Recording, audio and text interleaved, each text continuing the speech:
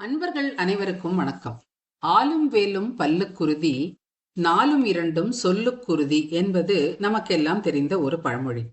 அதாவது பல் நன்றாக விளங்குவது போல சொல்லும் விளங்க வேண்டுமானால் நமது பேச்சு திருத்தமாகவும் தெளிவாகவும் அழகாகவும் இருக்க வேண்டுமானால் சொற்பயிற்சி என்பது மிகவும் தேவை.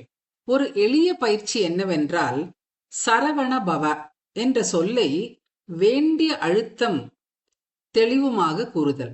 சரவண பவ என்பதில் 6 அக்ஷரங்கள், அதாவது 4, 2.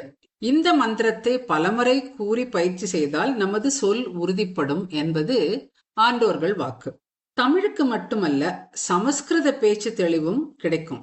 பேரான சரவணபவா என்னும் மந்திரம் பேசி உச்சாடனத்தால் வெம்பெய்களையும் துரத்தி, இது அருணகிரியாரின் முழக்கம். தமிழ்மொழி பேச்சு திருத்தம் திருப்புகழ் தரும் வரப்பிரசாதம். சமஸ்கிருத பேச்சு திருத்தம் பற்றி கொஞ்சம் பார்ப்போம். கும்பகர்ணன் பிரம்மாவிடம் வரம் கேட்கும் போது அவனுடைய நா பிழன்றது.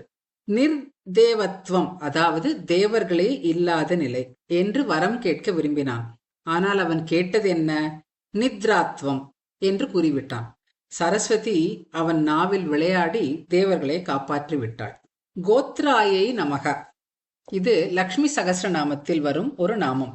கோ என்ற சொல்லுக்கு பல அர்த்தங்கள் உண்டு. அவற்றுள் வாக்கு, அதாவது சொல் என்பது இங்கே பொருந்தும். நமது சொல்லை காப்பாற்றுபவள் கோத்ரா. திராயதி, காப்பாற்றுபவள். காயந்தம் திராயத்தே இது காயத்ரி, பாடுபவர்களை காப்பவள் காயத்ரி என்பது ஒரு பொருள். அன்னை மகாலட்சுமி நமது சொற்களின் மதிப்பு, உச்சரிப்பு, தூய்மை முதலியவற்றை காப்பவளாதால் கோத்ரா என்று அவளுக்கு ஒரு திருநாமம். அகநாசினி, இது லக்ஷ்மி சகஸ்ரநாமத்தில் வரும் ஒரு நாமம். அனகாய நமக, விஷ்ணு சகஸ்ரநாமம். இங்கே அக என்றால் பாபங்கள், க அதாவது 4வது கா, மகாபிராண உச்சரிப்பு. பாபங்களை அழிக்கும் அன்னை. அகஸ்தியர் என்ற சொல்லில் வரும் கா உச்சரிப்பு வேறே. சமஸ்கிருத அல்ப பிராண உச்சரிப்பு, அதாவது 3வது கா. கக்க கக்க, இந்த 3வது கா. இங்கு அக என்றால் மலை. அகஸ்தியரில் வரும் அக என்பது மலை என்ற அர்த்தம், அதாவது மலை போல ஸ்திரமானவர். இந்த 2 உச்சரிப்புகளும் மாறி போனால் என்ன ஆகும்? அர்த்தமே விபரீதமாக போய்விடும். அப்படியானால் என்னவாகும் என்று பார்த்தால், முன்னது மலைகளை அழிப்பவள் என்றும் பின்னது பாபங்களில் ஸ்திரமானவர் என்றும் விபரீதமாக அர்த்தமாகிவிடும். நமது பேச்சும் உச்சரிப்பும் தெளிவாக இருக்க வேண்டிய அவசியத்தை இந்த பழமொழி நமக்கு உணர்த்துகிறது. சொற்திருத்தத்துக்கு இன்னொரு உதாரணம் பார்ப்போம். மட்டவிழ் குழலி என்று ஸ்ரீ மகாலட்சுமிக்கு ஒரு திருநாமம் உண்டு. சீர்காழியில் எழுந்தருளும் தாயாரின் பெயர் அது.